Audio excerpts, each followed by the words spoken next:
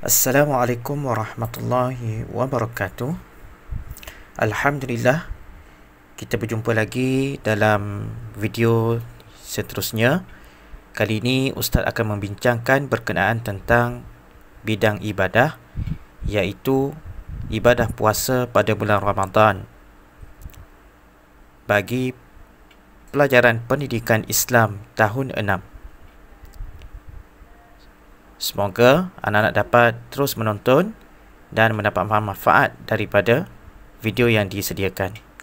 Selamat menonton.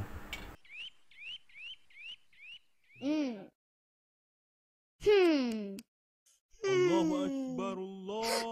Maghrib, cepat balik. Upin, Cepat Ipin. Ipin. Tunggu. Ha, cepat. Masuk mandi. Lepas sembahyang mengaji. Dengan ini, saya mengisytiharkan bahawa esok bermulanya puasa. Kak Ros buka TV berapa tu? TV 9. Assalamualaikum. Bagus-bagus.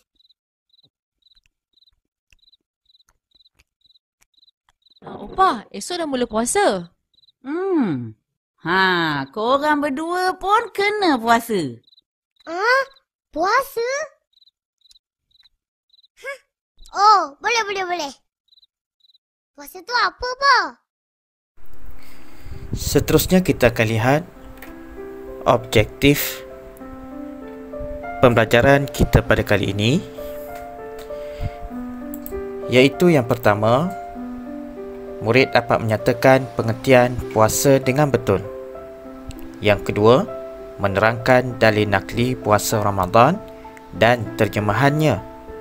Dan yang ketiga, menjelaskan syarat-syarat wajib, rukun dan sunat puasa.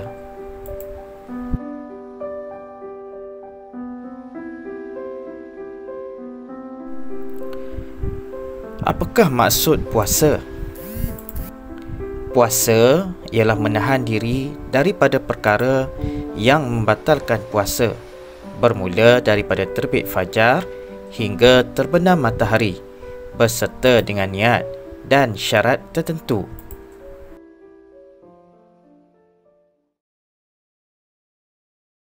Seterusnya kita akan lihat hukum puasa dan dalil melaksanakan ibadah puasa di bulan Ramadan.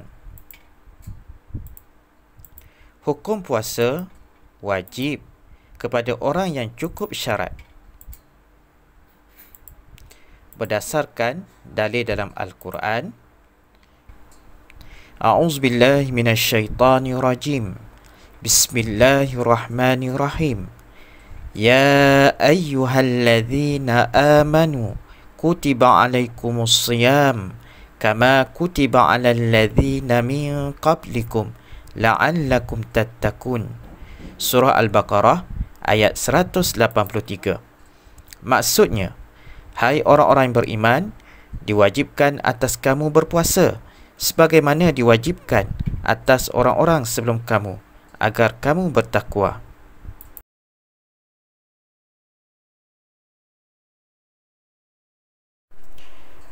Seterusnya kita akan lihat apakah syarat wajib puasa. Syarat wajib adalah ketentuan yang mesti dipenuhi oleh seorang Muslim sebelum melaksanakan suatu ibadah. Mereka yang belum memenuhi syarat wajib puasa, maka kewajipan puasanya gugur dan tidak harus menjalankan puasa. Syarat wajib puasa ada 4. Yang pertama, wajib beragama Islam. Kerana puasa termasuk rukun Islam, hanya orang Muslim dan Muslimah yang wajib menunaikan ibadah puasa. Jika seseorang murtad ataupun keluar daripada Islam, kewajipan puasa baginya gugur dan tidak memenuhi syarat wajib puasa. Syarat wajib yang kedua ialah berakal. Syarat wajib puasa bagi seorang Muslim adalah harus memiliki akal yang sihat, sempurna dan tidak gila. Selain dia juga tidak mengalami gangguan mental dan tidak hilang kesedaran kerana mabuk. Seorang Muslim yang mabuk tidak terkena hukum kewajipan menjalankan ibadah puasa kerana terdapat pengecualian bagi orang mabuk dengan sengaja. Misalnya, kerana minum minuman keras. Jika sengaja mabuk, wajib menggantikan ataupun mengqadhakan puasanya di hari lain selain bulan Ramadan. Syarat wajib yang ketiga, baligh. Syarat wajib puasa mestilah mencapai status baligh bagi laki-laki dengan ditandai dengan keluarnya sperma daripada kemaluan, baik dalam keadaan tidur ataupun terjaga. Manakala bagi perempuan, status baligh ditandai dengan datangnya haid. Dan yang terakhir, mampu berpuasa. Setelah memenuhi 3 syarat wajib di atas, yang keempat ialah kemampuan menjalankan ibadah puasa. Jika seorang Muslim tidak mampu menjalankan puasa kerana sebab-sebab tertentu, diwajibkan mengganti di bulan berikutnya ataupun membayar fidyah.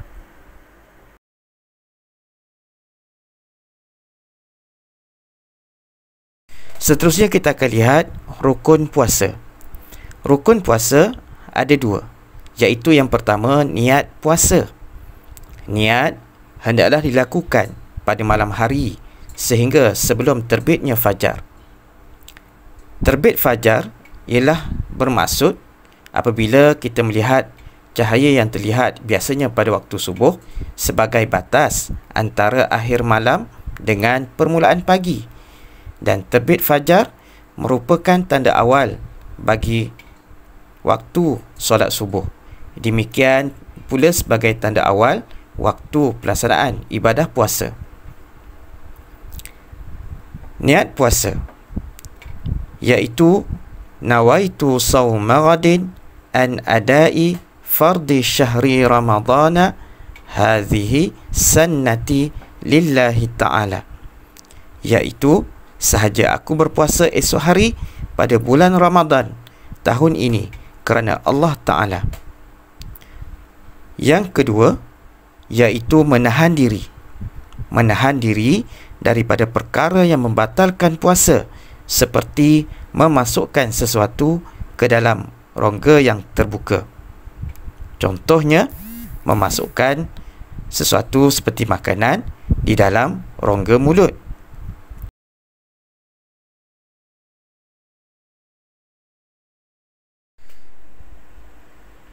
Seterusnya, kita akan lihat perkara sunat puasa. Terdapat beberapa perkara yang perlu dilakukan ketika melaksanakan ibadah puasa. Perkara sunat yang pertama ialah bersahur. Bersahur digalakkan bagi mereka yang berpuasa kerana ia adalah sunnah. Rasulullah SAW bersabda, yang bermaksud, bersahurlah, kerana sesungguhnya pada sahur itu ada keberkatan. Mengantuk, letih dan penat bukan alasan untuk tidak bangun bersahur, kerana ia membantu menguatkan tubuh badan dan memberi tenaga pada siang hari, di samping aktiviti yang perlu dilaksanakan pada masa berkenaan. Yang kedua, mentakhirkan sahur.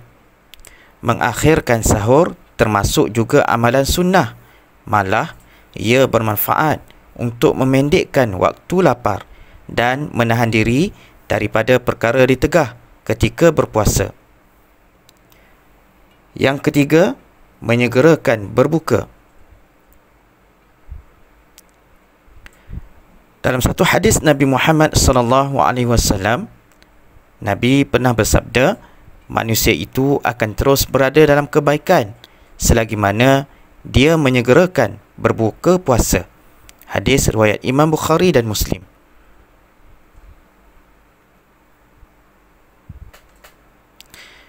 Dan yang terakhir, disunatkan berbuka dengan rutab atau tamar. Apa perbezaan antara rutab dan tamar? Rutab ialah kurma yang matang dan rasanya sangat lezat dan manis. Manakala tamar ialah kurma kering ataupun kurma yang sudah melalui proses pengeringan terlebih dahulu, sehingga kurma ini memiliki daya tahan yang sangat lama, sehingga sampai 1 tahun.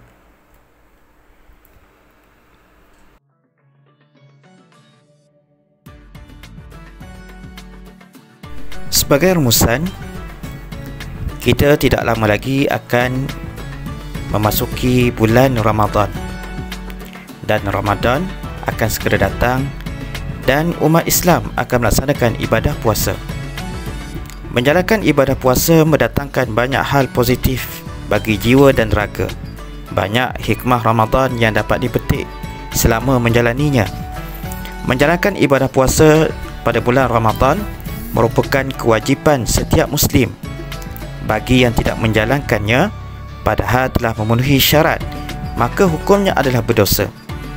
Namun apabila berhalangan dalam menjalankan puasa kerana sakit atau datang bulan, maka puasa diganti di waktu yang lain dan juga diwajibkan untuk membayar fidyah.